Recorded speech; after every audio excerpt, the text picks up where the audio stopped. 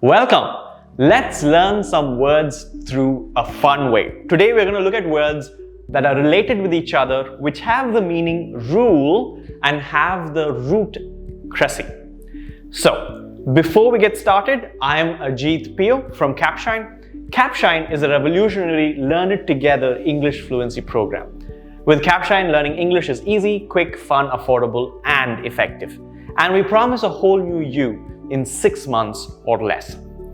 So, what we're going to look at is the root cressy.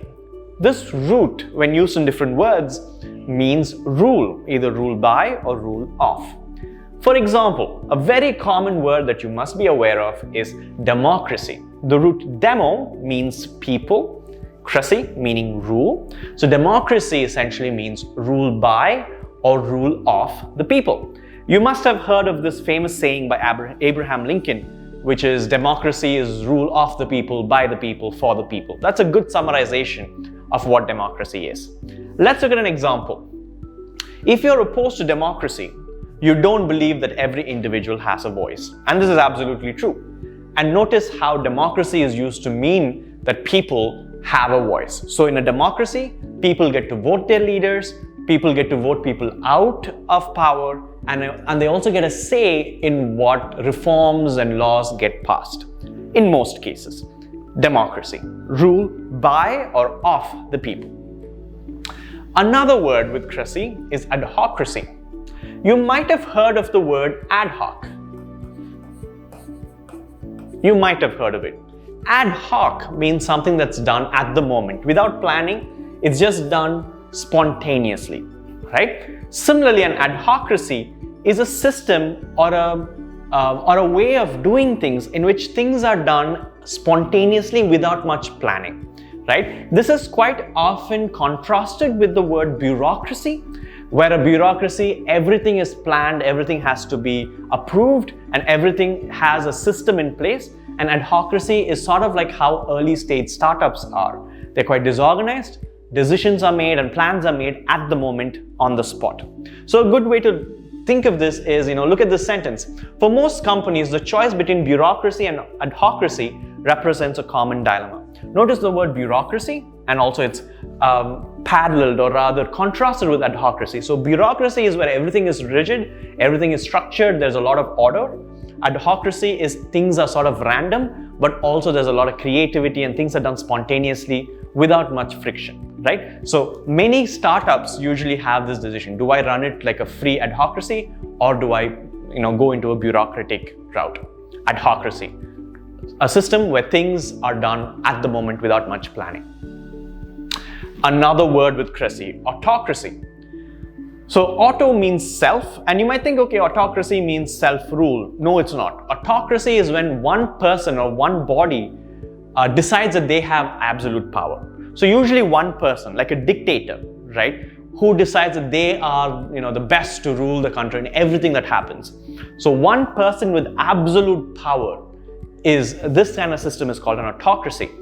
Your Hitler Nazi Germany was an autocracy. The Stalin regime was an autocracy. Many of today's regimes are also sort of autocratic. A dictatorship is one type of autocracy, right? So that's a good way to think about autocracy. Another word with cressy is technocracy. This doesn't mean that people in technology rule the world. Rather, what it means that people who are very skilled, who are experts, who are domain experts, they tend to make the decisions. So in everyday life, if you notice, if you think about politicians, if you think about business leaders, they're not necessarily people who are technocrats. They're not necessarily people who are there because they're very good at that particular skill, right? They've done an MBA, they're good at managing people and running a business. They're not necessarily skilled in that particular thing. For example, if you're running a plumbing company, it's a big company, let's say, it's rare that the CEO would be a plumber himself or herself, right? But in a world where the skilled people, right, go into the areas of power, they become the rulers. That is called a technocracy.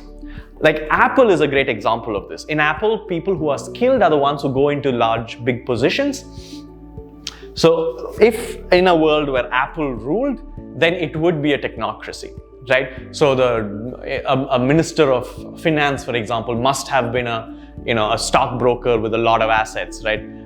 Something like that, where skilled people are put into that position. That's a technocracy. Speaking of which, if you want to build your English speaking skills, the best way to do that is to try out the 30-day free trial with Capshine.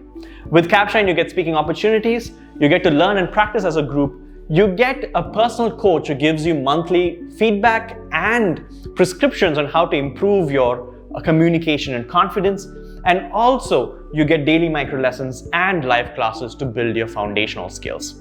Do check it out by going to capshine.com. Let's continue.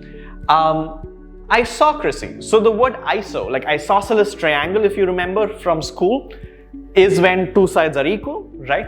Similarly, an isocracy is when a system exists where everyone has equal rights. That's a long sentence, but let's go through it.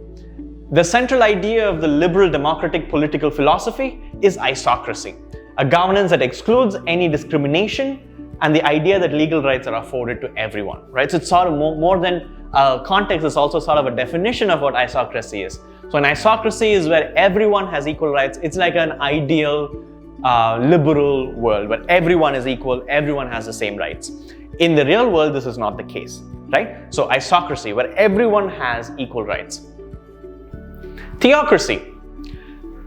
If you've heard of the word theology, theology means study of religion or religious studies. Similarly, a theocracy is a system where a religious leader is in power, right? So the US promotes itself as a democracy, not a theocracy, like the Taliban regime, right? If you go back earlier in Europe, many of the kingdoms were theocracies. They were run by a church or the church, right? So that's a theocracy, where the religious leader rules over a place or a kingdom. And of course, androcracy. So this picture could also be described as aristocracy, right? Someone who's of royal blood, an aristocrat.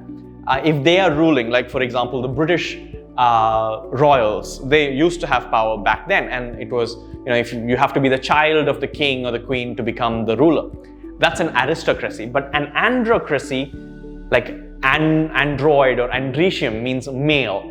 Andro means male. Gyno means female. So androcracy is when a system is ruled by men and power is held by men exclusively. This is another word for a male patriarchy that a lot of liberals would like to call is male patriarchy. Another word for this is an androcracy. Here, there has never been a democracy, so far only an androcracy, right? So, someone who has an extreme view about the world, who is biased and who thinks that the world is run by men, might say something like this. And of course, meritocracy. Of course, we know what merit means, right? So if the world were run in a way that only the ones who are good, only the ones who are competent get to power, then that's a meritocracy.